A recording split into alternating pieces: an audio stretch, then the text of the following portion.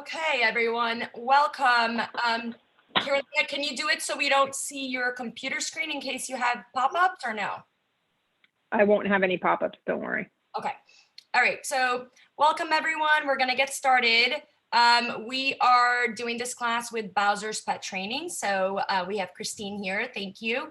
My name is Alessandra Stivelman. I am a partner and shareholder of Eisinger Law. And I am here with my partner, Carolina Scheer, who's also a partner at Eisinger Law. And we are doing this class because we're really big on educating our clients and homeowners and board members, but also this is an issue that we are constantly dealing with for our association clients. Eisinger Law specializes in representing community associations, condos, HOAs, co-ops, timeshares. So as you guys can imagine, this is something that we handle on a daily basis, and we become very much in tune with the legislative changes and the law and how to assist our clients navigate this area of the law. So Carolina, go ahead with the slides. So most of you should have either on the very top part of your screen, and I'm going to move mine so I can look at it, or on the bottom of your screen, a control panel, and there's an area there that says Q&A that will allow you guys to ask questions because we want this to be somewhat of an interactive program, and we will try to provide you with as many questions as possible. Also, there's a way to adjust the viewing options, and you can select by going to the tool panel and clicking on view in side-by-side mode. That will help you be able to view both the speakers as well as the presentation. Now, we have to provide a legal disclaimer. The information that's contained in this webinar is for informational purposes only, and it's not legal advice or a substitute for legal counsel. The webinar may or may not reflect the most current legal developments. Accordingly, information on this webinar is not promised or guaranteed to be correct or complete, and should not be relied upon as such for legal advice. It must be tailored to the specific, legal advice must be tailored to the specific circumstances of each case. Nothing provided in this webinar should be used as a substitute for advice of competent counsel. Take it away. Okay, so I realized I didn't do a proper introduction. I'm sorry. So let's back up a little bit before we start. First of all, thank you, Christine, for being here. And I wanted to give you a chance to talk a little bit about you and your company, and then we'll go ahead and get started. And Carolina, can you see if you can move that window on top of there? I don't know what that is. I'm not sure if it's going to interfere. I am not sure because it's telling me that. I don't know how to do that. If someone on the Q&A could let us know if there's a funny screen interfering with your view, just in case. I don't see anything. Oh, you don't see it? Oh, it's maybe make it there's like a little pop-up there that comes in and out. But we'll try to work around it. But okay. Hold on, we have someone posted on the Q&A. But Christine, someone said it's okay. So. Okay. Christine, if you want to go ahead and tell us a little bit about yourself and your experience and what you do, and then we'll get started with the substantive portion. And thank you again for being here. No problem. Thank you. I've been training dogs since 2009. I work with different types of dogs from all breeds, all different sizes. I work with the AKC to give owners and their dogs a title for the Canine Good Citizen that says that the dog is a well-behaved dog. I work with, again, multiple levels of obedience. I also work with cats. I don't know if you guys know that or not, but I do work with cats. So if you're looking to have a well-behaved dog, give me a call. Okay, great. So the purpose of this class is to talk about the difference between emotional support animals, service animals, and the laws that relate to each. Christine will touch on therapy animals slightly just to talk about the differences. But Carolina, can you put up the screen again? And then we'll go ahead and get started. This is a lunch seminar, so it's about an hour. If we need to run a little bit later to answer questions, I'd be happy to stay, but I know that Carolina has a hearing. So we're going to try to do as much as we possibly can in a short time. And this is a very heated, emotional topic with a lot of unknowns and gray areas. So ultimately, I know that if you're attending this, you probably have a lot of questions. I know we received some questions that we'll try to answer as we go through. And while Carolina is doing this, I'll just go ahead and start talking about the applicable. Oh, there we go. We got it. Okay. So there are three main statutes or laws that deal with emotional support animals and service animals. We have the Fair Housing Act, which prohibits a housing provider from discriminating against individuals when they're renting, buying, securing financing, or housing. And it specifically covers discrimination because of race, color, national origin, religion, sex, disability, and the presence of children. So the Fair Housing Act is both state and federal, and they're very similar. And the Fair Housing Act deals with emotional support animals.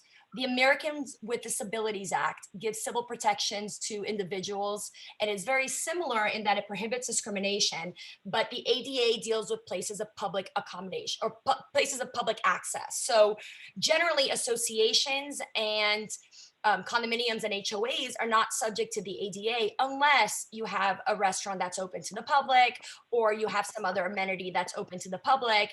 A lot of the clubs have a combination of ADA, FHA issues that need to be specifically addressed, and it gets complicated. And then the Air Carrier Access Act is ultimately what led us to really do this class because of the changes that have sprung up and just, I think, adding a little bit to the confusion. So this act is the one that governs airplanes. And as you guys have probably seen, there have been a lot of articles about how different airlines are now saying that you can only have a dog you can only have service animals and only dogs on airplanes. And they're requiring specific forms to be filled out in order for you to be able to take your dog with you as a service animal. And we're going to talk about the difference between service animal and emotional support animal for purposes of these acts, but mostly as it applies to the Fair Housing Act, because that is what we are operating under in housing communities. Okay, so when we speak of the Fair Housing Act, we want to keep in mind that there are two acts that are in place. One is the Federal Fair Housing Act, and a second one is the Florida Fair Housing Act. They are similarly patterned, but there might be a little bit of different nuances. So it's important to realize that if you are complying in one, you may not necessarily be complying with the other. So you want to make sure that you seek legal counsel to make sure that you are in compliance of both. In essence, both laws prohibit the discrimination on the basis of race, color, religion, sex, national origin, familial status, and what's pertinent to this program is disability. There are various local ordinances that have added additional protected classes, such as age, political affiliation, sexual orientation. So you also have, on other bases of a protected class, you would want to look at your local ordinances. It is a violation of the Fair Housing Act, whether it's Florida or federal, for a housing provider to refuse to make a reasonable accommodation in its rules or policies when such would be necessary to afford a person with a disability equal opportunity to use a dwelling or common areas. For purposes of FHA, a condo association, a homeowners association, or a co-op would be deemed a housing provider. This also pertains to all types of housing, whether publicly or privately funded. It includes land or vacant property, which can be sold or leased as residential property. And in a nutshell, what this means for associations is that you can't impose additional requirements or deny an occupancy based on a disability. The Fair Housing Act makes it unlawful to refuse a reasonable accommodation, which we're going to go ahead and address in more specificity in later slides.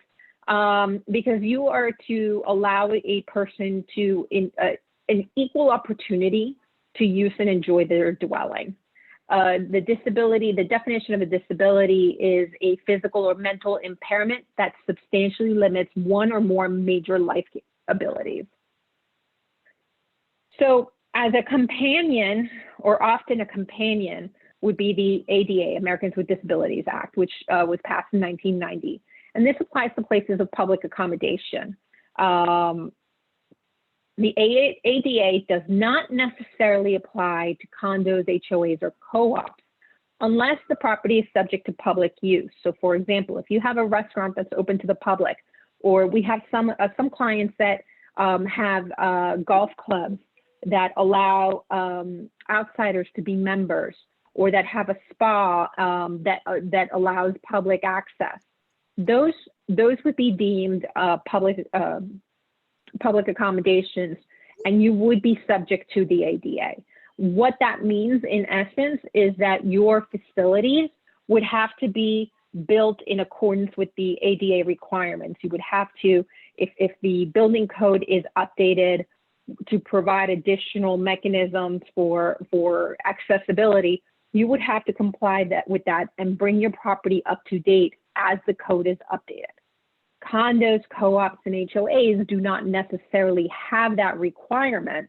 However, sometimes when you are engaged in some extensive renovations or construction, you may be required. So it's very important to consult with your legal counsel to determine whether or not the ADA would apply to you, although generally it would not be.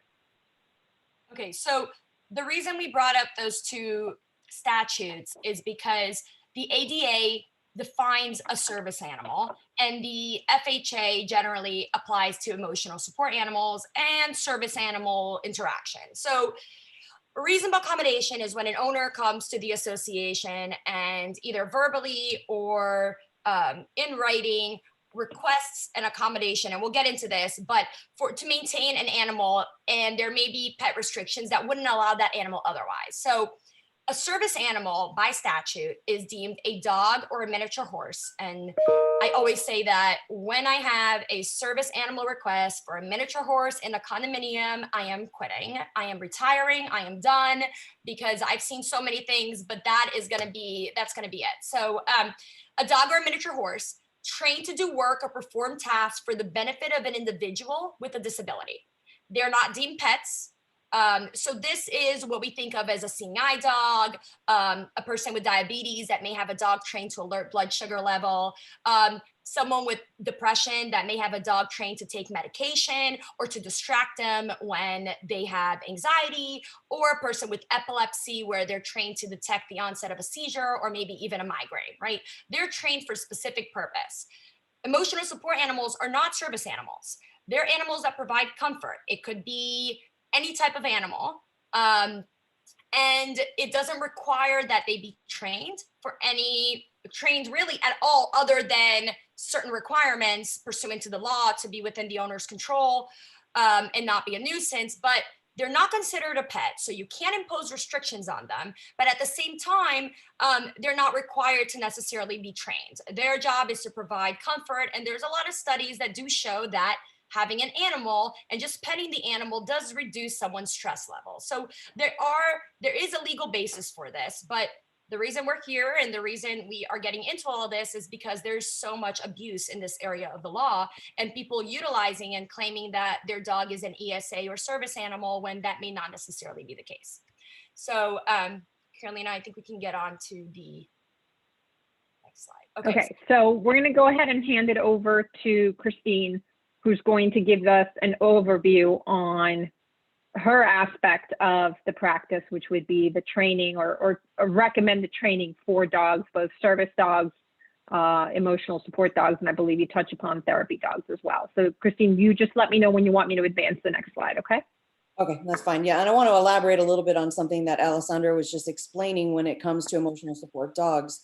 Just the elaboration of it is yeah, your dog has to be under control, but the dog has to be well behaved. So for instance, the dog can't be barking or lunging or jumping at people. So be very mindful. Your dog may bring you a lot of comfort being that emotional support dog, but if you take it out in public and it's barking and being a nuisance and you can't tell the dog to be quiet, or you can't stop it from jumping, then you have to look at, wow, well, what do I need to do to have my dog become a well-behaved dog that I am fully in control of? Well, then obviously, then you look, this is where you come to me and I say, look, your dog needs to be trained. And it's just kind of cut and dry. So when we get into that, then we start with this power slide where we're talking about obedience classes. And obedience classes come at multiple levels. So we train puppies at a certain level. They're like sponges, you know, they're taking in all this information. And then we move on to upper level classes when the dogs are a little bit more mature. When you get into the juvenile stage, which is usually around 6 or 7 months of age, we start training the dogs to do these tasks, whether it be a service dog, or we train the dog how to detect a post-traumatic stress disorder. For example, somebody comes from the military, they have nightmares and they need their dog to wake them up and they start getting agitated. So you can train a dog to do that. But here's where some people don't really understand that. But one of the Florida, I'm not an attorney, but one of the laws that I understand in Florida is that an owner has the right to train their own dog as a service dog. But a lot of owners don't know what to do or how to do it. And that's where the trainer comes in and says, okay, this is where I can help you teach the dog how to do that. So we have obedience dogs, which are well-behaved dogs. We have trained dogs that are actually trained to do something specific. And then you have your service animal, which is again at that kind of an upper level. Well, your dog is trained, but what is it trained to do? My dog can heel at my side. Great. My dog's really well-behaved dog, but the service dog has to perform that service task. And then I think on the other part of the slide. Yeah, I think we broke it down, I think, Carolina. Next slide. Yep. Yeah, I'm trying. Oh, I think. Okay, so we have the emotional support. Oh, sorry, I think you broke up a little bit. Christine, going back just a little bit, if I could go to the previous slide. I guess you're gonna go into the different types of trainers and how long it would take to train a dog affiliation. So we'll move forward to the next slide, okay? Oh, you want to go back to the first slide so I can finish it? Oh, no, we did a separate slide for it. Keep going. Oh, okay, I got you. Never mind, I got you. Sorry. No worries. All right, so the emotional support animal, obviously we discussed that already briefly, that it's a well-behaved dog. Sometimes people get lucky and they're like, I can't tell you how many times a day I have people tell me, I had dogs all my life and I never had any problems. They were such well-behaved dogs. Well, every dog is different. And it's not like you can just go pick a dog and think that dog is going to be the perfect dog for you. It's like being able to go and pick your child. You know, I'm not comparing humans to animals, but I'm not comparing them. I'm sorry, let me retract that. We're comparing them on a behavioral perspective because children and dogs are they have the same behavior.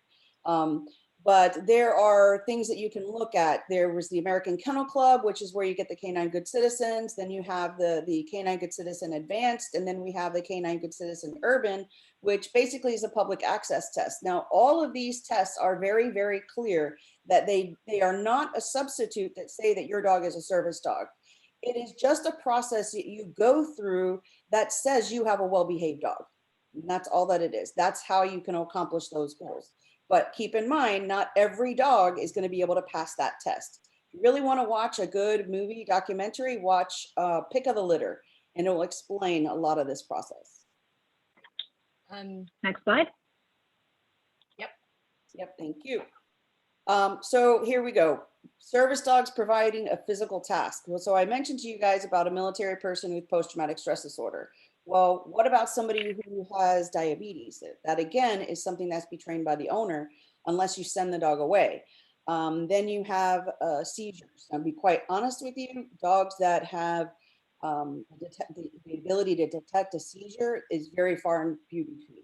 These dogs, you're going to spend $40,000 or less or more. They're super, super, super expensive. And again, it's usually you get lucky. So if you create a bond and you train your dog and build that level of respect and relationship, that dog may be just that dog that will detect you having a seizure if you get lucky. So those are things you kind of have to look at. again, okay, so I'm reading what you guys have. Every state law is different, and that's correct. Yes, I mentioned that. So Florida, Georgia, Texas, California, I think there's 5 states, I think in total, that recognize the dog can be trained by their owner, and you can actually train that dog in public places as a service dog in training.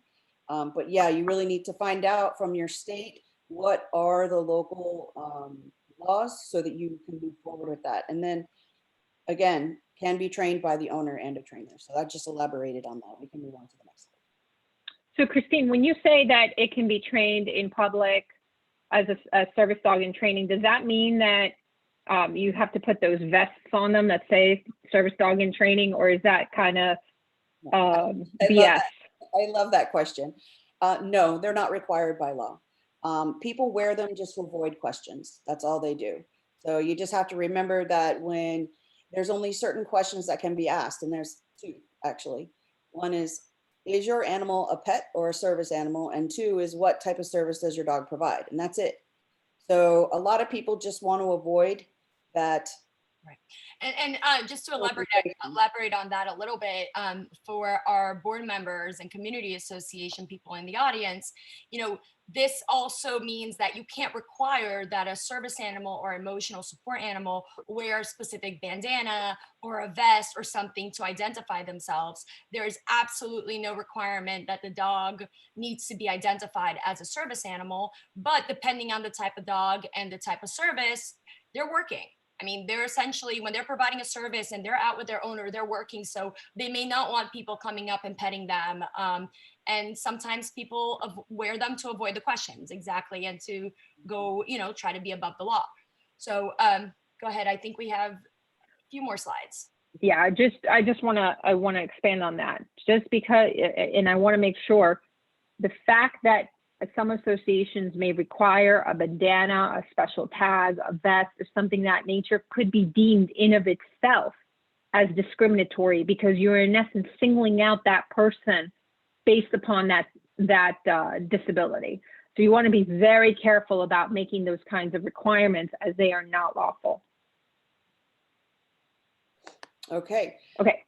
So here we got the therapy dogs. So therapy dogs, there's a couple ways to go around, or not go around, but there's a couple things to talk about when it comes to therapy dogs. And one of those is you got to train your dog, and you got to make sure that they're well behaved, and they have to pass certain requirements. So there are organizations out there like Canine Assisted Therapy, and then there's the Therapy Dog Incorporated, and there's some other ones as well. But these are the main ones that I've worked with, and they require that you pass the CGC first.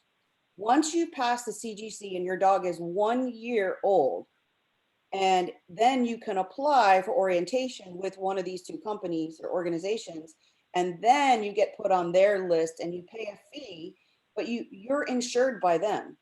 Now, if you wanted to do your own therapy dog, again, you still need to have that CGC, but then you're responsible for your own insurance. So you can go to nursing home. This is my it's important to note that a therapy, right. It's important to know that a therapy dog is not an emotional support dog, and it's not a service dog. So we get a lot of requests for accommodations, which we'll talk about in a little, but they're for therapy dogs. We don't have to make an accommodation for a therapy dog. A therapy dog is a dog that you've trained as an owner to go provide therapy to others. So it's important to note that there is no accommodation being granted to a therapy dog. So and also, dog is still a pet for purposes of the Fair Housing Act. I mean, and one story I always like to tell is that, my 14-year-old dog over here, when he was younger, he was very well behaved. I got him CGC certified, but then I started working with Canine Assisted Therapy, and he was terrified.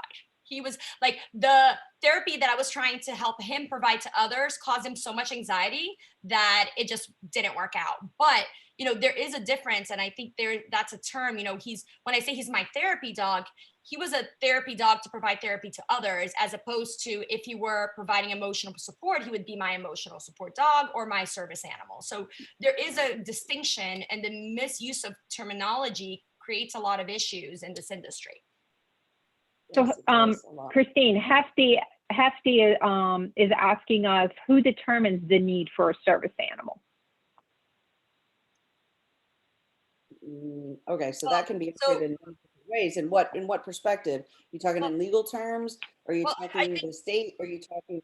I think that any dog that is trained to alleviate the symptom of a disability, a legal disability, would be deemed a service animal. So if I believe, or if I suffer from a disability and one of the symptoms of my disability can be alleviated by a service that a dog can provide, then ultimately I've determined that this is my service animal and they're providing this. But when we get into the Fair Housing Act arena, even though it's a service animal, the association, if the service that the animal is providing is not obvious, the association still has the right to do a meaningful review to determine whether or not it's legitimate.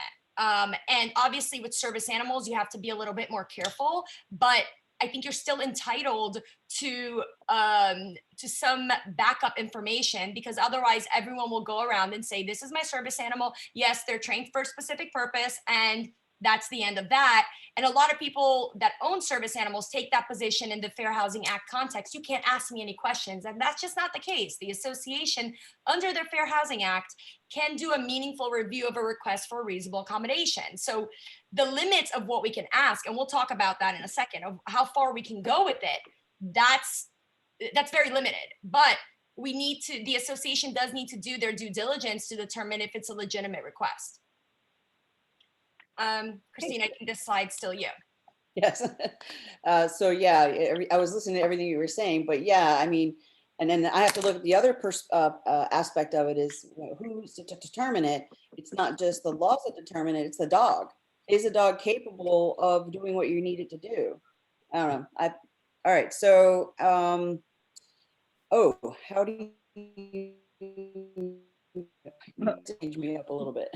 How do you know you have the right to train, of the right trainer for your dog? Okay, so there's a couple things that I need to point out. One, anybody can call themselves a dog trainer. There is no regulations, just like there are no regulations for service dogs. There are no webs out there, websites that you can go out there that register your dog as a service dog. They are unethical.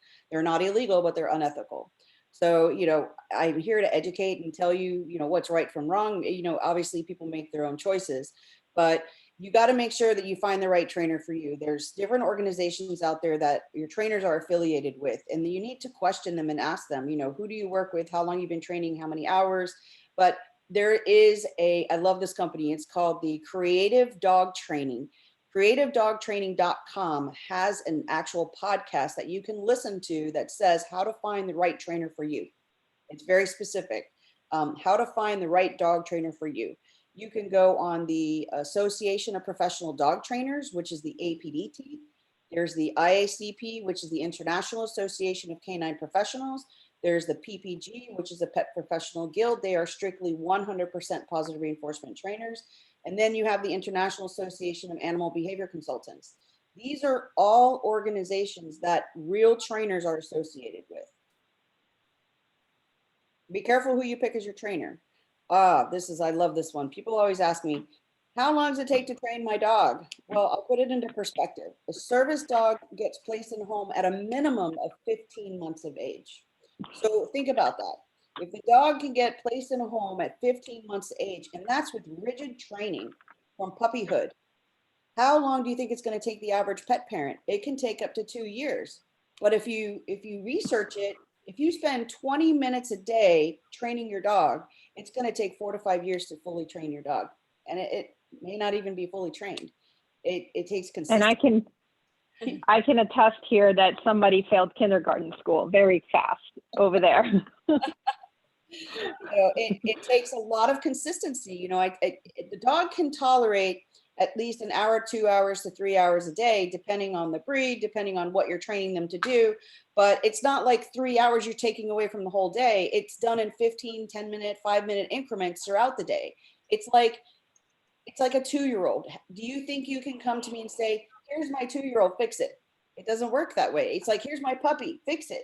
It doesn't work that way. You know, you have to put the work into it. I have to say, given I have an 8, 5, and 3-year-old, the puppy is the easiest right now. But it's still a lot of work. But at least they're trainable. I feel like the kids sometimes just fight you back harder.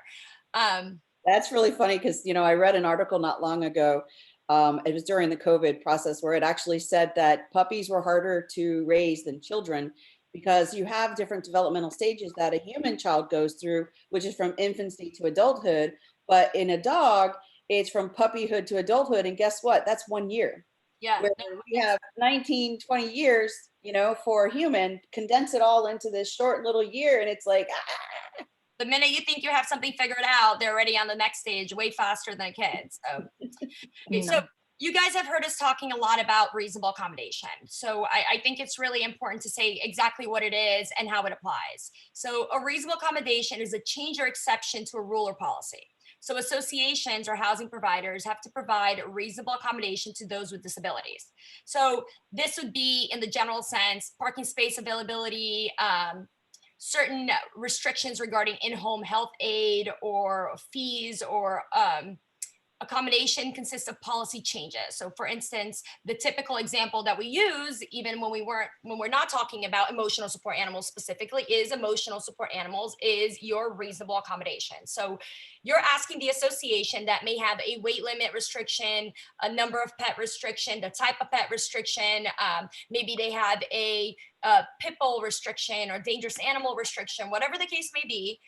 And you're saying this dog is not a dog, it's an emotional support animal, and therefore I need an accommodation to your pet rules to allow me to reside in this dwelling. So ultimately, you're not allowed to charge any fees for emotional support animals or service animals. And you have to waive those fees and make it a little bit so that you're not becoming an undue burden on the owner or the resident. You're obligated to provide a response within a reasonable time. And there are some exceptions, but they're really difficult to come by because the standards for what would qualify as the association's reasons to say no is if there's a financial administrative burden. So I would need you to elaborate on that for me because when in my continuing education, we were informed that any hotels they can charge fees. okay, no, so hotels cannot charge fees for emotional support animals or service animals, and associations certainly can't charge their pet fees because they're not considered pets. They can charge your pet fee. Yeah. Um, the, the exception here is that if the animal or the reasonable accommodation becomes an undue burden, so financial, or if it changes the nature of the housing, or if it's a direct threat to animals. So to the resident. So the example I usually give with the administrative burden or fundamental alteration to the nature of the housing is one from one of the HUD guidelines from years ago, which is not necessarily regarding the emotional support animal, but it dealt with someone who has a disability who needs assistance in taking out the trash and actually opening the trash bin. And What happens if the dog destroys something on the property? the owner's responsible. That's what I thought. Okay. No, Yeah. sorry. So going back to that, so the owner is responsible for any damage, and that's in the local statutes and in the law, but you can't charge for the fact that they have an animal Okay. that is an emotional support animal. So what this refers to is a lot of associations will charge a pet deposit or a pet Yes. fee Yes. or a pet registration fee. I mean, they call it many different things. One thing that I want to touch upon, because this has been asked, is with the concept of undue hardship or fundamental alteration in the nature of the housing. This issue comes up, and we're going to talk about it a little bit more further on where buildings are specifically designated or identified as no pet buildings, where the building specifically says this is a no pet building. And the argument, yes. Because I was giving the example of what would consist in undue hardship in the non-pet Yeah. context, which would be someone has a disability, can't open the trash to throw out his trash. So he requested that the association have someone come and assist him every day. The association has a maintenance guy that comes twice a week, and the association has no problem for the maintenance guy to go and assist him in helping open the trash chute and throw his trash out. But now if you're requiring that the maintenance guy come every day to help the owner, and it's an additional financial burden to the association, then that would be an exception to when the association has to grant the reasonable accommodation. When you think about it from the pet perspective, and I haven't seen this yet, so I can't guarantee how it would play out, But let's say that you have a disability and you need to swim and you need your pet swimming with you. And now you want to use the condo pool to have the pet swimming with you. Now that pet is shedding and creating and clogging Filter. clogging the filter and creating an issue. So that could create an undue burden. There's also public health issues and local ordinances that may deem that to not be sanitary. But we know that there's federal law that says federal law trumps local laws. So I think you may have to go under the undue burden exception. Sorry, I just wanted to get that out there. Right. So one of the big questions are, and I was touching upon it, association has a no pet policy. Is that legal? It's legal to have a no pet policy. However, you would not be able to use that as a means of denying someone requesting a emotional support animal or a service animal. Why? Because they're not considered pets. So your pet policy would not necessarily apply. And going back to the undue hardship or fundamental alteration, the argument, well, they're fundamentally altering our operations because we have a no dog policy, and you're basically creating a dog policy where there shouldn't be. Unfortunately, again, these are not considered pets. They are considered service animals. They're considered emotional support animals. So that's the reason that doesn't apply. And I do believe that a service animal in training, I was just catching up on the chat. I'm sorry. We were talking about the chat and then also talking about what's on the screen. So it got a little bit confusing for those that weren't keeping up in regards to the fees. But ultimately, I don't believe that an association needs to provide an accommodation for a service animal in training. However, it depends on how far along they are in the training and that they're already providing a service, then you may need to. It's a little bit, that's a subject that I would bring up with your counsel to analyze based on the specific request and the service being provided, et cetera, because this is a very litigious area of the law and you really need to be careful. And there's no, as far as I'm aware, there's no reference to service animal and training in the Fair Housing Act to give us any guidance in that sense. That usually applies. No, and to give you an idea, for example, and we're all familiar where both Alessandra and I have our puppies from, they take part of the litter and they put them through programs. And until, as Christine said, you can't really get them into the more intensive programs until they're mature enough. So until that period of time, they have volunteers who take the dogs in and train them. I'm assuming it's more obedience training and puppy training, but that's where the issue would arise, where one of those persons seeks an accommodation for that dog. Unfortunately, at that stage, that dog is not a service dog. That dog is not providing a service. You're actually providing a service to the dog by training it. So moving on to the next topic, the requirements for a reasonable accommodation. And this is something that has changed over the course of time. In our practice, we used to have a form. We used to, there were different requirements and rules that would be adopted.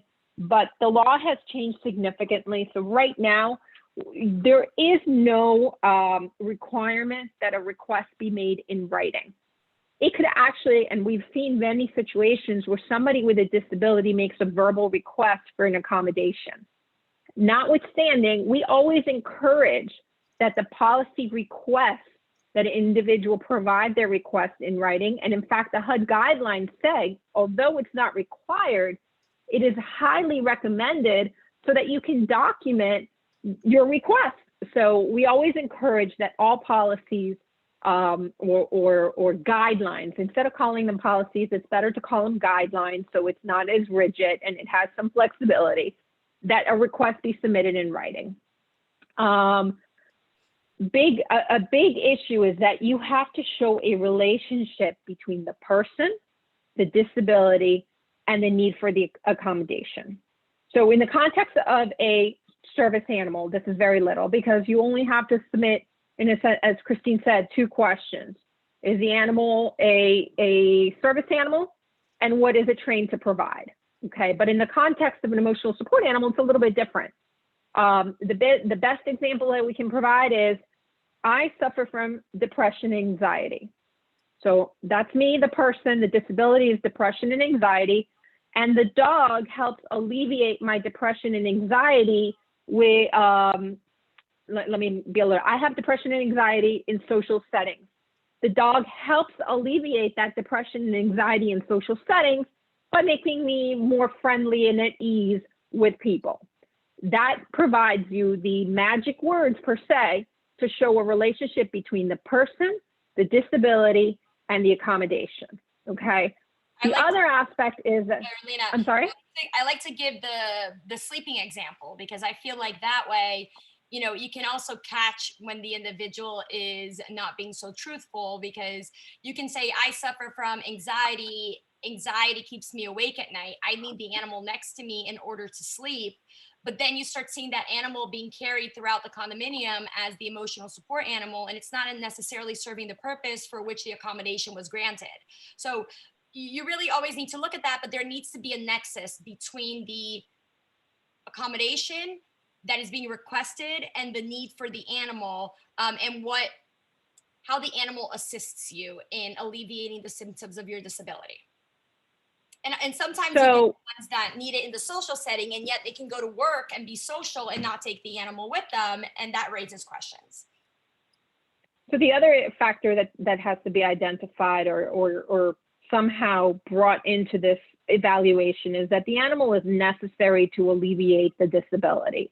It's not convenient to alleviate the disability. It's not, you know, the ones that we used to have would be the anticipatory letters that we may get a dog, and in case we get a dog, they're going to be an emotional support animal. Or we may, you know, we used to get a lot of them for airplanes as well. They would give us an airplane letter and try to pass it off as an ESA letter for condos. And of course, the request has to be reasonable.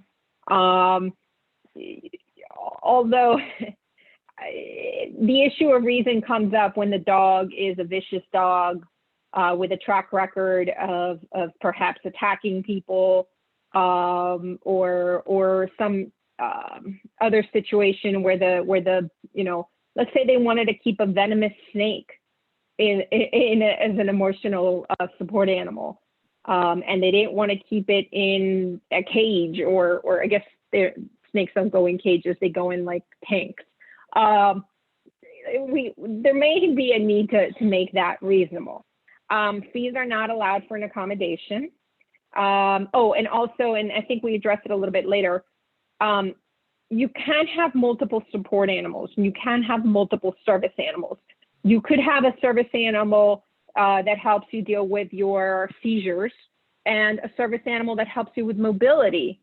Or you could have two animals, and I've seen this, that perhaps perform the same service, but you kind of have to have, okay, I have this dog from 9 to 5 and this other dog from 9 to 5 because you need to give the animal a rest. I have a great example of the reasonableness is when I got a request for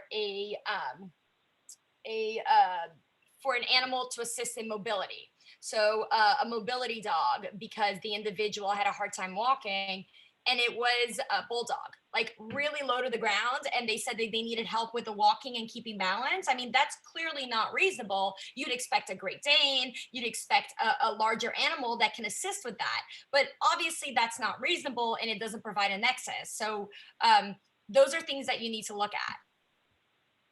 So the big thing that we're going to be heading into now, and the biggest, I guess, gray area in this area of law and some other areas of law regarding FHA matters would be competing interests or balancing of the interests. So somebody asked us, well, we have a no pet condominium. I moved into that no pet condominium because I suffer from severe allergies, for example. And now individuals with service animals or with emotional support animals are requesting an accommodation. Now you have an issue of competing interests. Another, in a different context that we're seeing, is the use of medical marijuana, where you have a no smoking building, or it becomes a nuisance because the smoking of marijuana is seeping, the smoke is seeping into other units and affecting other owners. Well, that owner has asthma. One owner has asthma, the other owner requires medical marijuana. And how do you address those competing interests? And that is really an area of the law that has not been tested, and not tested in a significant manner. But we are going to see this happening in the near future. Huh? Maybe that's the next adventure. Oh, well, we're already dealing with it in the We're court. already dealing with it, and yeah. So, but okay. the position that HUD takes with that is that ultimately the association or the housing provider has a responsibility to accommodate both disabilities. So in the animal situation, they need to ensure that you have both individuals and they work out a situation where perhaps it's if there's allergies and you're using the same elevator, then maybe a requirement that the animal be groomed a certain times a month, or kept the hair short, or maybe utilize the elevator at different times, or maybe the association service elevator. Well, but you can't, right, or another elevator, but you can't require, we got one of these questions before, you can't impose limitations or conditions as to where an owner can take their service or emotional support animal. So that becomes an issue because you can't say you need to use that entrance because that could be discriminatory. So it creates issues. Okay, we don't have that much time and still some good stuff to go through. So how do you determine if a person needs a reasonable accommodation to the pet role? If it's apparent or obvious, you're really not allowed to ask. If it's a seeing eye dog, the person can't see, the dog is clearly leading them the way, it's obvious, you're good, you really shouldn't, pursue the matter anymore. If it's physical, you can ask what service the animal provides. Arguably, that may apply to mental disabilities as well, if the animal is trained to alleviate a symptom of that mental disability. But if it's not obvious, and that's the case where I would say 90% of the requests come in, maybe 99% of the requests are not obvious. And based on case law, the association is allowed to engage in a meaningful review. So medical support or documentation to establish requests or disability. That doesn't mean, and we'll get into what the association can't do, you can't ask for medical history. You're not even allowed to ask, what is your disability? Although that's generally disclosed. But you are allowed to ask, what major life activity is impacted by your disability? What kind of accommodation do you need? Which here is, I need to have the animal with me. And you need to have that nexus that Carolina talked about, how the animal ameliorates the effect of the disability. And that's the parts that's generally missing. And you need to have the connection of the dots. And a lot of times we'll get, letters that associations will send us that owners have submitted that say that they suffer from a disability, and they need the animal or they recommend the animal, but they really don't say how the animal assists. They don't really make that nexus clear. And that's where the association is allowed to go further and make a meaningful review. You cannot, in that process, ask for medical records. You can't require an expert to write a letter. It could be a social worker, it could be a therapist, but you don't want a podiatrist writing about a mental disability. There's got to be a connection. You can't ask for alternatives, meaning if you're in a building that has a 25-pound limit and they are bringing in a dog that is 50 pounds, you can't just go to the owner or the resident and say, can't you just get another dog that is smaller? Come on. You can't do that. That's discriminatory. You can't require proof of training for any aspects of ESA or service animals. You can't become an undue burden. And that's another term. That looks like it's Spanish in there. I'm sorry about that. I have to ask something. Now, certain airlines are asking for proof of training. Well, so airline is different because it goes under the Air Carrier Act, and they've imposed a certain new rule that is allowing airlines to request additional documentation. But based on the research that I was doing, I don't know that they can require proof of training. Because specifically, how do you, if I train my dog to provide a service to me because of my disability, how do I prove that the dog is trained if I trained him, right? I mean, I don't see how they can require that. They can maybe ask what it's trained to do. From what I understand, Josh was telling me that he has a friend that works in the airlines and they're turning people away left and right because people are not aware of these rules, and people show up and they just don't realize that it has to be a service animal. ESAs are no longer allowed to travel with you. It's either a pet or a service animal. Either it can fit under your seat as a pet or it goes under, or it's a service animal. I mean, that's really where they're going. And this was because after so much abuse, this is what it came down to. And you can't ignore the request. Sorry. All right, so there's a lot of abuse issues regarding emotional support animals, service animals, just this whole realm. Obviously, there's, especially here with the number of associations and condo associations, there's an increased number of HOA condo residents that seek exemptions to a pet policy based on the need for a companion animal to combat depression or anxiety or for whatever myriad of issues. Or there's an association that has does allow pets, but they want multiple pets, or they want to bring in pets that that exceed the weight limit, or, as we'll talk in shortly, in particular in Miami-Dade County, where pit bulls are not permitted, they want to bring in a pit bull or a pit bull mix or a breed that is deemed a breed that is not permitted by local ordinances.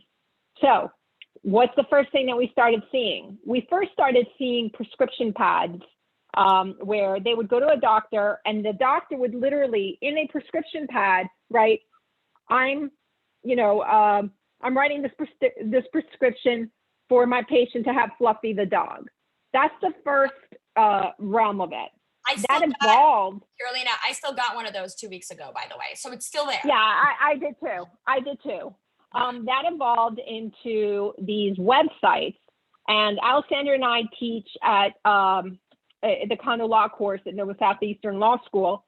And we actually walk their students through one of these websites where they'll ask you, have you been sad? Are you lonely? Do you think you benefit from a dog? Do you have trouble sleeping? Are you stressed? And it's like, yes, yes, yes. So basically, no matter what you do on these websites, you're going to finish the questionnaire and boom, you qualify for a service animal. Please pay $49.99 and we will provide you with a certification. So then we get the certification and it's bogus. There is no place in this country that will certify your dog as an emotional support animal. There is no tag, no vest, no license, no picture ID, nothing that qualifies your dog as an emotional support animal. In fact, during the last administration, I think it was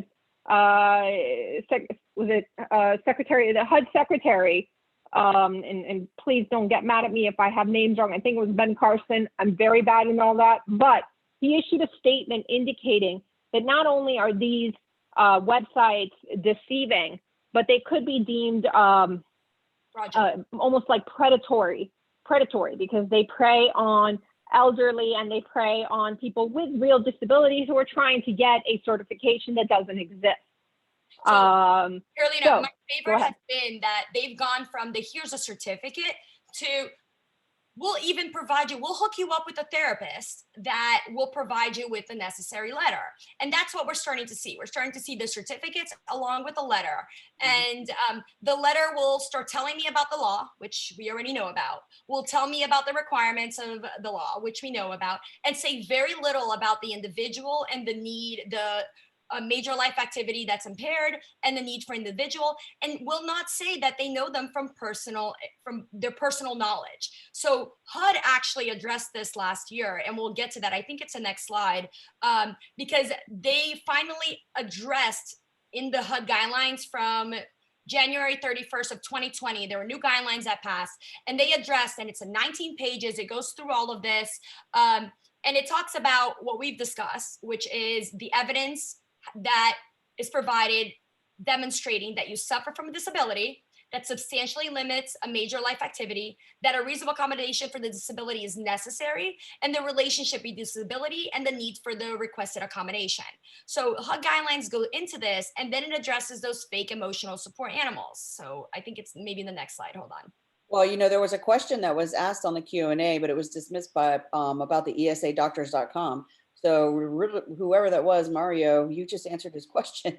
Yeah. So ultimately, there's no currently recognized service dog registration program. Yep. Some websites sell certificates, and this is almost verbatim from the HUD guidelines.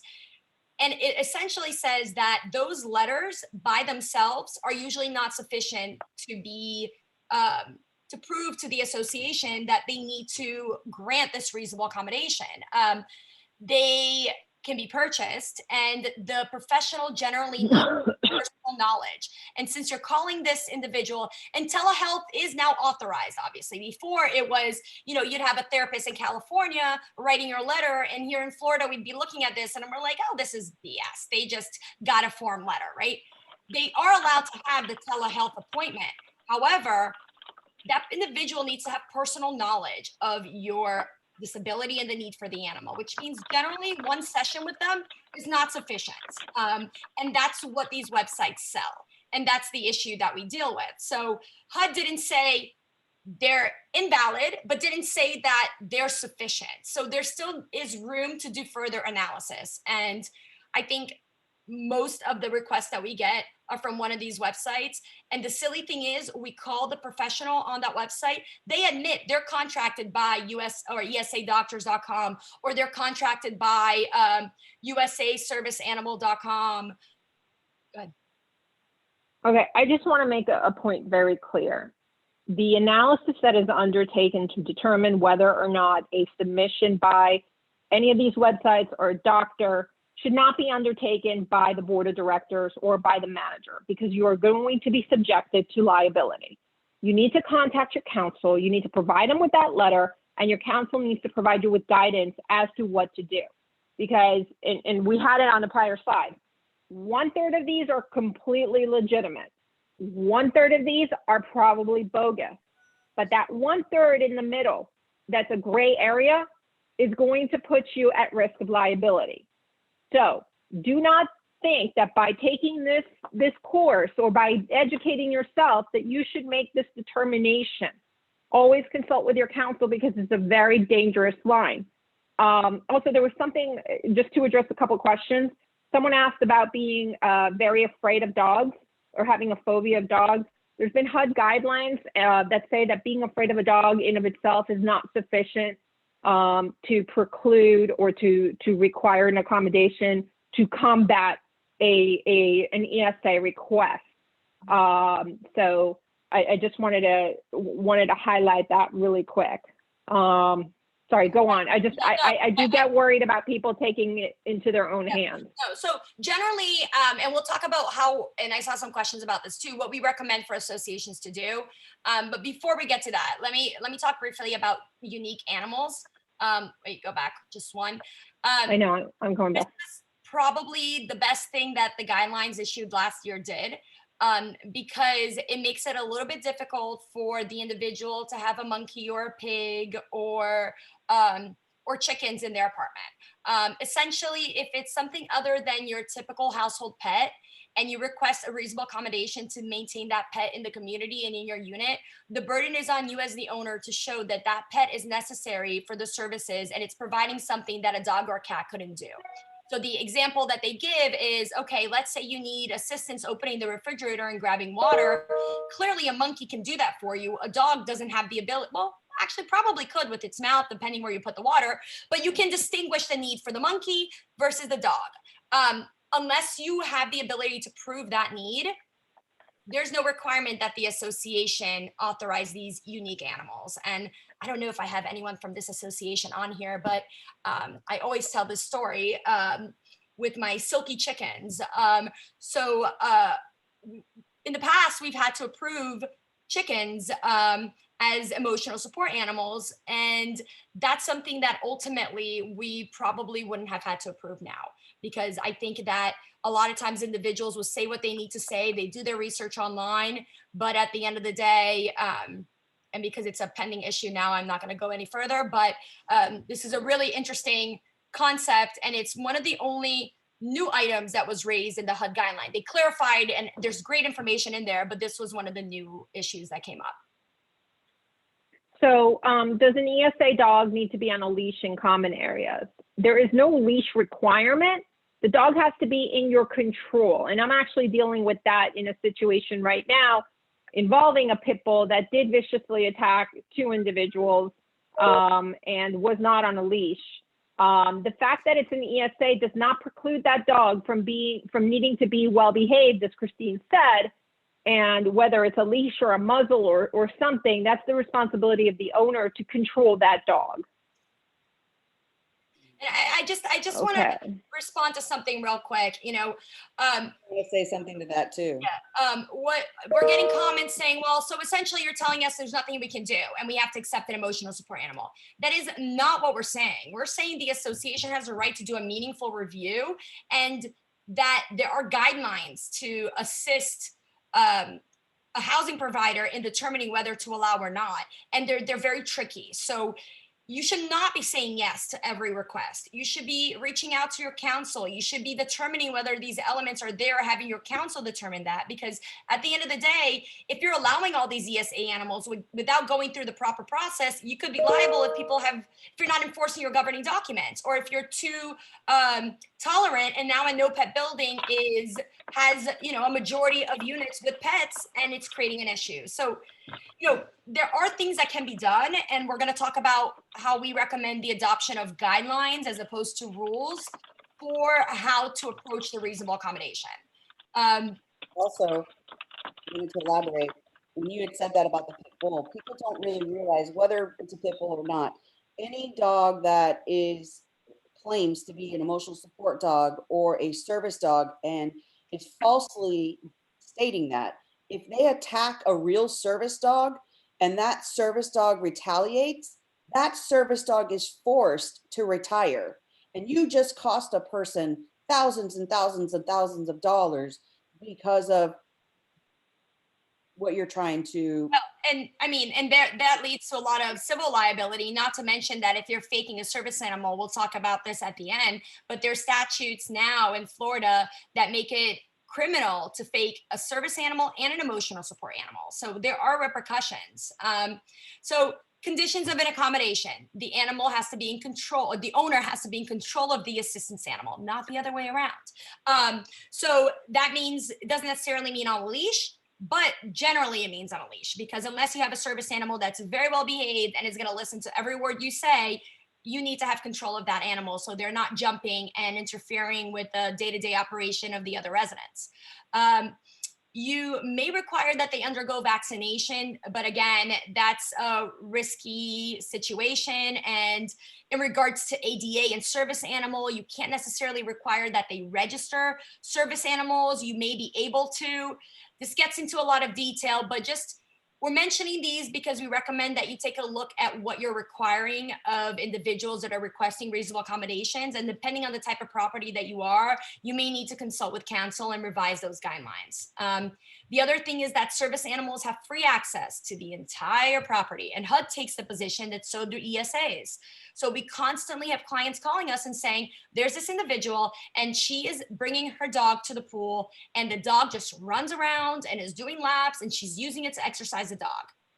Obviously, that's not a dog within their control, and whatever service or support that animal is providing, it's not providing it by being exercised in a common element. So there are restrictions you can impose, but you can't impose conditions. And I know that's totally contradictory, but they have to be within your control. They can go anywhere, but it can't become an undue burden and it can't become a threat to others. So one of the things that HUD says and that the local agencies have adopted is that you look at all these requests and the individuals on a case-by-case basis. So you look at the totality of the circumstances and then you make your determination.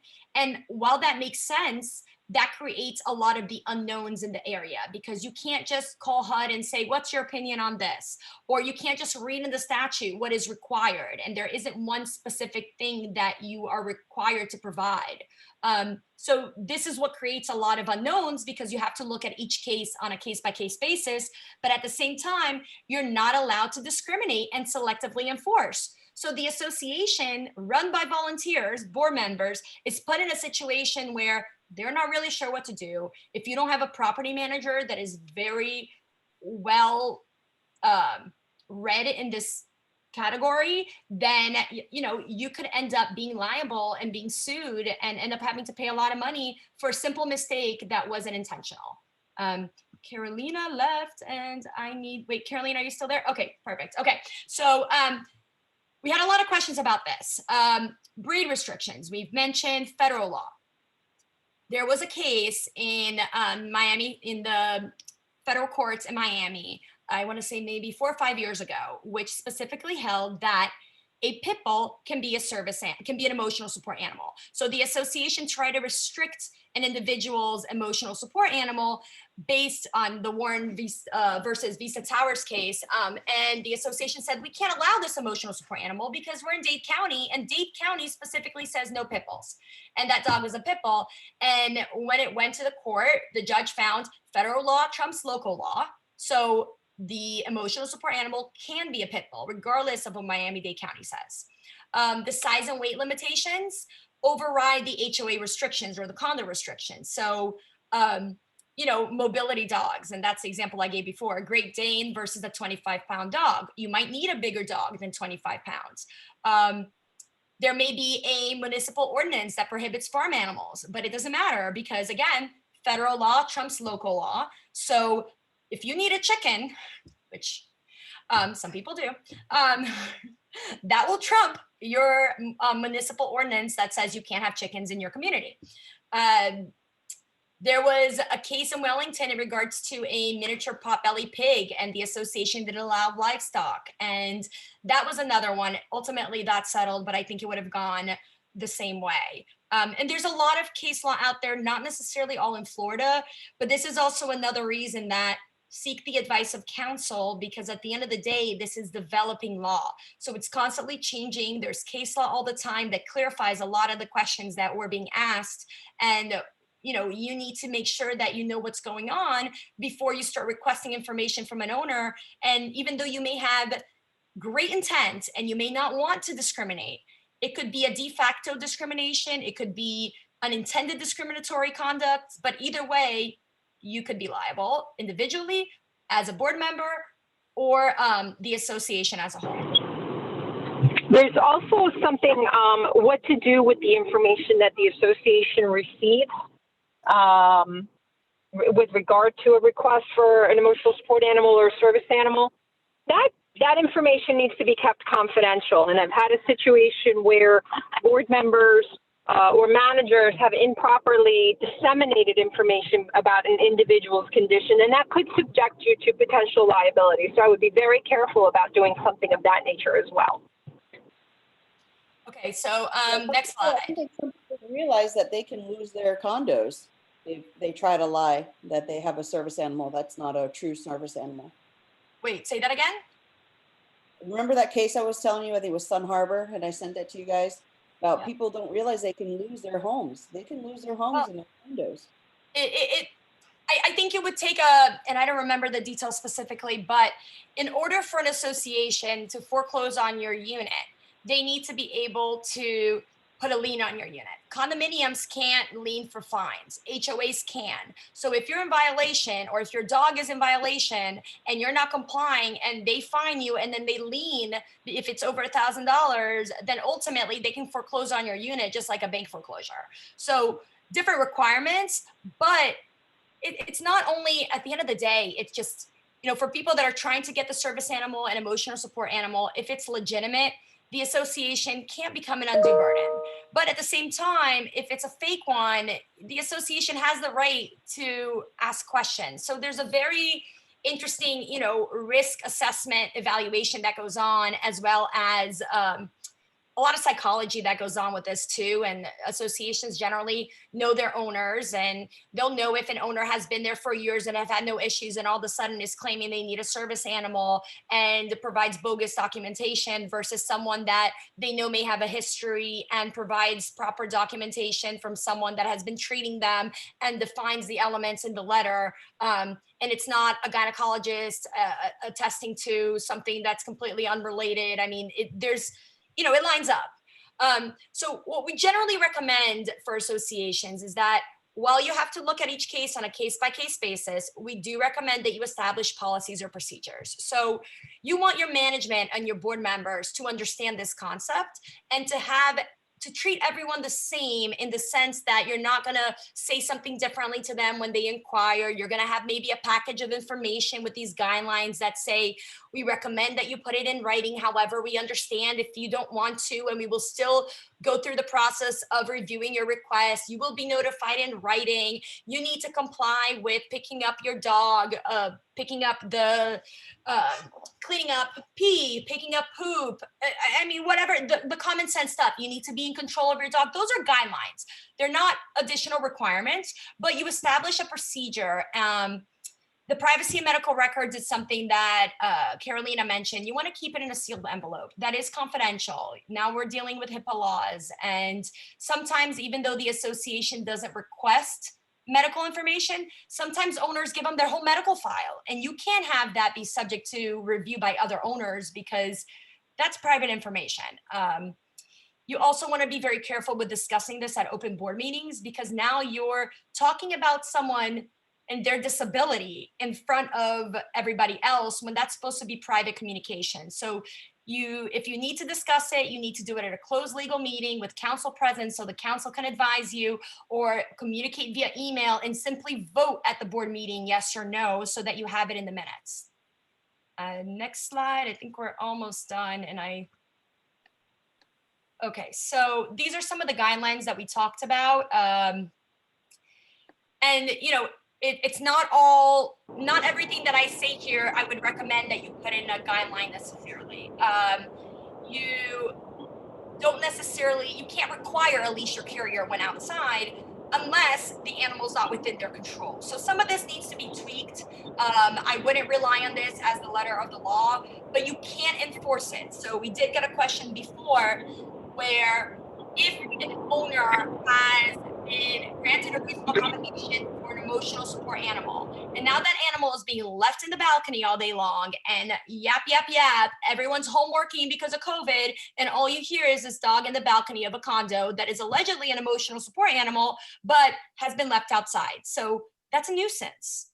And the association can act on that. And emotional support animals or service animals shouldn't become a nuisance to others in the community, because that's a problem. So there are ways that the association can enforce, can fine, and can ultimately demand removal of even an emotional support animal, but be very careful. You better have a file this big of all the complaints that animal has brought upon because of a nuisance, or all the damage the animal has done, if it keeps peeing on the carpet, or and as Christine said, if they create damage to the association property, the owner is responsible, but you can't charge them an additional fee or deposit for those damages in advance. I think we can go on to the next slide. Okay, and we're almost done, and then I guess we'll take some questions in the last few minutes. How are we doing on time? We're already over. Okay, so there are statutes that deal with this. This is the Florida statutes that deal with emotional support animals, service animals, and the criminal penalties. So there are severe criminal penalties if you're lying about emotional support animal or service animal. People don't realize this. They go online, they come up with a bogus letter, and next thing you know, you could be prosecuted. I haven't seen it, but it's a new statute in regards to emotional support animals. The service animal one was only passed a few years ago, so it's still relatively new, and it's intended to really deal with the fraudulent nature of the requests and to try to protect those that really have a disability and assist everybody else that's trying to get an accommodation that may really need it. So we are pretty much done with our outline, but I know there's a lot of questions, and Christine, feel free to add anything. I just went through the last few very fast. Registration fee for pets generally are ESA exempted. Yes, you cannot charge a fee for ESAs or service animals, even if you normally have a pet fee. Do they need annual review? No, you cannot constantly require that they provide you information. However, if the circumstances change and the need is no longer there, then you may be able to reassess. But I wouldn't require an annual review, although I have seen associations require annual vaccination information, or just an updated registration. And that's just procedural. That would be done with any pets. Hey, let us know that what pets you have in your home in case one of them gets loose, or if there's an emergency, what's the contact information. So that you can still do, but I wouldn't require specifically ESA annual review, because you can't allow an owner to have a dog and to purchase a unit and then a year later say, just kidding, we changed our mind, you can't have your dog. I mean, you have to be reasonable as a board. Somebody was asking about a cat, and it doesn't matter what animal it is, the same rules apply, correct? Correct. For ESAs, service animals can only be a dog or miniature horse. But emotional support animals, I mean, everything from snakes to dogs to pigs to birds to silky chickens, and I mean, you name it, we've seen it. And you know, they can provide emotional support as long as you have a proper documentation documenting your need, so that your housing provider can properly maintain your records confidentially, because it still deals with a disability. You still have to have a legal disability if you're going to have an emotional support animal or a service animal. And a lot of people used to say, well, I don't want there to be a record of my disability. Well, it's confidential and you don't have to tell me what the disability is, but I do need a letter from someone with personal knowledge that's going to attest as to your need for the accommodation. And that's where you start getting the people that do a lot of research online and they don't understand, and they start fighting with the associations. And you know, it creates a lot of unnecessary issues if the managers and the board members and the owners just know what the law is and how to navigate it. How is there a way to get all of this information out to all the condo associations out there so that they can stop telling residents to, oh, just go online and register your dog? That just drives me nuts. When you are a client of ours, I mean, last year after the HUD guidelines came out, we drafted a summary and we mailed it to every single one of our association clients. It's really a matter of educating, which is why we love doing these seminars, because I think it helps everybody, and we don't want to continue giving money to the fake licenses. I did see an interesting question about, you know, sending these applications to council to review will generate extra legal fees. Absolutely. But you cannot charge that fee to the owner. That would be discriminatory. So that's part of doing business. It's your business expense that needs to be built into your budget, because if you have a lot of these applications for emotional support animals, that's really when you should be sending it to legal, because you need to make sure that you establish a policy of how it's going to be treated, and that you're having legal review and recommend certain things to you so that you're not constantly exposing yourself to additional liability.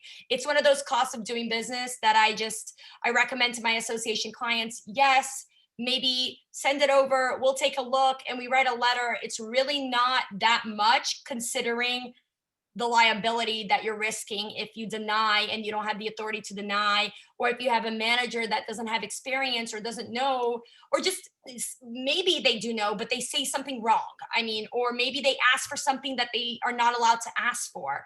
And now you have a discrimination complaint from HUD, which is federal, from the local authorities, or maybe even a complaint in federal court against the association and or the manager personally and or the association. I mean, I have so many association clients that unfortunately I will give them this spiel, they'll attend this class and they'll say, my board just doesn't care. They deny everyone. And I'm like, okay, but there's a liability there. Yeah, until someone challenges it, we're just going to continue denying it. I mean, you're essentially violating the law, and the association can be subject to those civil penalties in the statutes as well, because they make it illegal to refuse the accommodations to the individuals that need it. So you need to know where you stand on this, and because it is a legal question most of the times, then you should seek legal counsel. Now, obviously, I'm not going to be able to tell you if the dog is well behaved or not. that's something that, you would need Christine for. What constitutes an obedient dog? What is too much jumping? Jumping at all it shouldn't be doing. If you have a dog in the elevator, they shouldn't be jumping at everyone. They should sit right next to you and not move. And that's, a lot of times I have issues with aggressive animals and they ask me, okay, well, what can I tell the owner to obtain so that they can keep the dog? And I'm like, well, you need to have documentation that the dog has undergone training and is no longer aggressive. Okay, so how many training classes? Well, I don't know how many training classes that dog is going to need. I'm not a trainer, and I'm sure, Christine, you probably wouldn't be able to tell them off the bat. But my guess is a legitimate trainer is not going to put their name on a letter saying that the dog has gone through aggressive dog training and is no longer aggressive unless they feel confident that that dog is no longer aggressive. 100% accurate. So, It's an animal. Regardless of how you look at it, it's still an animal. Even your own family pet can bite if you put it in or back it up in a corner and it's scared enough. The number one reason why dogs bite is not from aggression, it's because of fear. right. And I actually had, I represented an owner in a situation where he had an emotional support animal and he didn't normally take it to the common areas, but it was a building and the building was like, no, bring your dog downstairs to the party. So he did, and it turned out some people were drinking and the animal was under the table and someone went and hugged the dog and the dog was like, whoa, and bit that individual. So then the association tried to say it's an aggressive, dangerous dog. And I had to fight back and say, no, you put the dog in a situation that they should never have been in. You can't just go up to a dog when you're intoxicated and grab them to hug them. That's not fair, right? I mean, so we had to fight that because it legitimately was an emotional support animal, but the association was taking the position now because it defended itself that it needed to be removed from the building. So we deal with those all the time. Any other fun questions? What I teach, a wagging tail doesn't always mean a happy dog. Very true. And one of the things that I learned, Christine, is when they, what do you call it? When they have the hair on the back, when they're aroused or? Although erect. There we go. But that generally is something to look out for on the dog. And I just started, and the shaking and the shake off, I see it all the time now. And I'm like, shake off. They're anxious or nervous or something. A lot of things about dogs that are really helpful if you guys have a dog that needs training, or if you're a board that isn't sure on how to navigate this, continue to attend these classes, reach out to the professionals. As a board, if I can leave you guys with one thing, is that board members have a fiduciary duty. The defense to your fiduciary duty, if someone brings an action for breach of fiduciary duty against you, your defense is going to be your business judgment. And how do you prove you use your business judgment? You reached out for the assistance of professionals, which in this case would be legal or a trainer, or to advise you whether that behavior is something that can be dealt with or not, or whatever the case may be, or the accountant, the property manager, et cetera. As a board member, even if you are an accountant or even if you are a lawyer, you want to make sure that you're taking the proper steps in reaching out to the professionals that are advising on the best interests of the association so that you can be protected individually in the decisions that are made. So that's why, managers shouldn't be making decisions on whether to allow ESAs and reasonable accommodations. It should be based on the vote of the majority of the board members so that everyone's on the same page. And given the litigious nature of this area of the law, I think that that's really important. And hopefully we came across with some good information for you guys. I'm sorry we didn't get to answer all the questions. But you guys have our contact information. We will be sending out an email with a copy of the outline, as well as, I believe, a recording of this presentation. So be on the lookout for that. And then, feel free to reach out to us if you guys need anything. And thank you again for Christine for being here, and for Bowser's Pet Training for being so helpful through this process. And I guess that's it. Thank you, guys. All right, bye.